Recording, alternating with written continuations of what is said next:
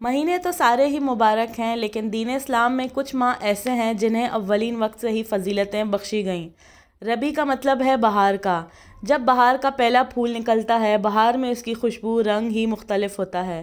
جب آپ صلی اللہ علیہ وسلم کی آمد ہوئی اس دنیا میں، اس عالم میں، تو جہاں نور اور خوشیوں سے بھر گیا۔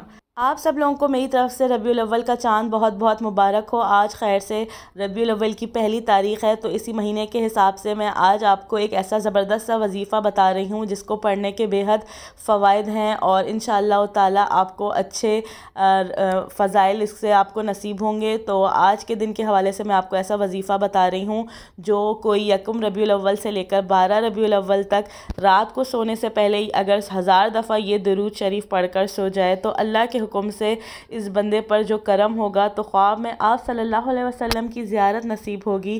تو اچھی اچھی نیتوں کے ساتھ اس درود پاک کا ورد ضرور کریے گا اور زہ نصیب ہو جائیے گا۔ تو درود شریف کیا ہے وہ میں آپ کو بتاتی چلوں۔ درود شریف بہت ہی چھوٹا سا ہے اور آسان سا ہے، تو آپ سب لوگ میرے ساتھ مل کر اس کو پڑھیں۔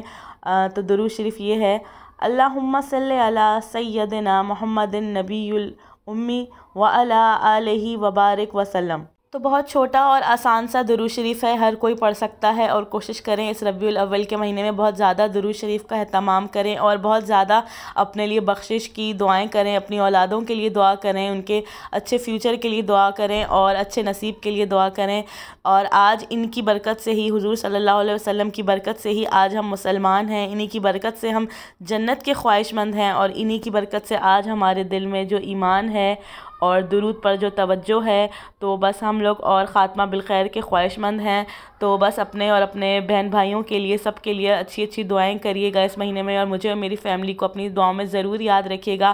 اللہ تعالیٰ ہم سب مسلمان مردوں اور عورتوں کو زیارت نصیب فرمائے، ہم بھی مسجد نبوی جا کر دعائیں مانگیں اور سجدے ادا کریں انشاءاللہ تعالیٰ۔ اگلے سال انشاءاللہ ہم بھی عمرہ اور حج پر جائیں اور یہاں پر جا کر عبادات کریں، اپنے لیے دعائیں کریں۔ تو اپنی دعاؤں میں مجھے ضرور یاد رکھیے گا، اس پاک وظیفے کو ضرور کوشش کریں تاکہ حضور صلی اللہ علیہ وسلم ہمارے خوابوں میں آئیں اور ہماری بخشش کا سبب بن جائیں۔ اجازت دیجیے گا، اللہ حافظ۔